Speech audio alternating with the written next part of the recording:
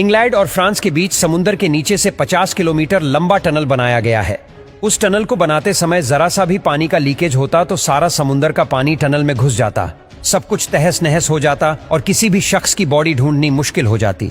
अब इस बीच कैसे इंजीनियर्स ने इस खतरनाक काम को अंजाम दिया? मशीनों को समुद्र के 250 फीट नीचे कैसे ले जाया गया? सब सवालों के जवाब आज हम आपको इस वीडियो के जरिए देंगे। इस टनल को बनाते समय यह फैसला हुआ कि इंग्लैंड और फ्रांस दोनों अपनी अपनी तरफ से टनल खोदेंगे। ये काम इतना बड़ा था कि 10 टीमों ने मिलकर इस काम को पूरा किया। टनल को खोदने के लिए टनल बोरिंग मशीन का इस्तेमाल किया जाना था, लेकिन आज से पहले 50 फीट के डायामीटर का टीबीएम मशीन बना ही नहीं था और इसीलिए एक नया टीबीएम मशीन हजारों मील दूर बनाया गया। यह मशीन हाइड्रोलिक की मदद से आगे बढ़ेगी। आपने टंगस्टन ब्लेड्स की मदद से मिट्टी खोदेगी और कन्वेयर बेल्ट से मिट्टी बाहर निकाली जाएगी।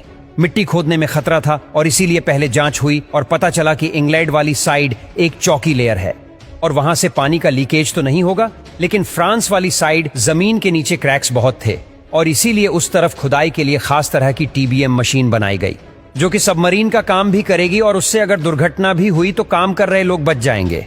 इस मशीन के पुर्जों को पहले अलग किया गया और तब जाकर पुर्जों को नीचे जाकर असेंबल किया गया।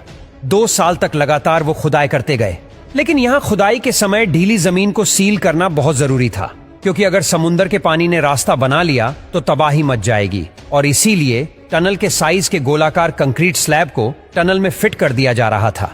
कई सालों तक यह काम चलता रहा, लेकिन सभी इंजीनियर्स को एक ही बात टेंशन में ला रही थी कि अगर टीबीएम मशीन आगे चलकर आपस में ना मिली तो यह सारी मेहनत बर्बाद हो जाएगी।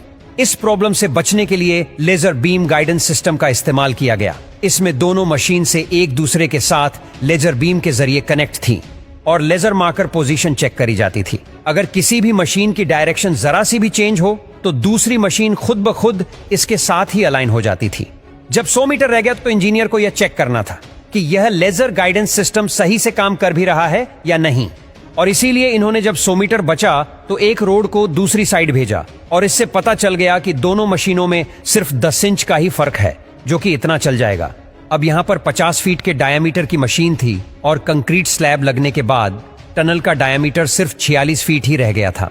अब इसका यह मतलब हुआ कि मशीन को ऐसे ही बाहर नहीं ले जाया जा सकता। मशीन को डिसअसेंबल करके भी प्रॉब्लम का सॉल्यूशन नहीं मिल रहा था, क्योंकि मशीन को डिसअसेंबल करने का खर्चा नई मशीन खरीदने से भी ज्यादा आ रहा था और इसीलिए दोनों में से पहले तो एक मशीन का मैकेनिकल सुसाइड करवाया गया, यानी कि उसे नीचे की तरफ भेजकर हमेशा के लिए दफन कर दिया गया। और उसके बाद दूसरी वाली मशीन ने बाकी का काम खत्म कर दिया और उसके बाद दूसरी वाली टीबीएम को डिसअसेंबल करके वापस टनल से बाहर ले जाया गया और इस तरह दोनों कंट्री को 13,000 सालों बाद टनल के जरिए जोड़ा गया। इस प्रोजेक्ट में उस समय $12 बिलियन का खर्चा आया था और इतने पैसों में 8 एंटीलिया अपार्टमेंट और 10 बुर्ज खलीफा बनाए जा सकते थे। आपको इंजीनियर्स की यह कारीगरी कैसी लगी कमेंट करके हमें जरूर बताएं और इस वीडियो को लाइक करके चैनल को सब्सक्राइब जरूर कर दें।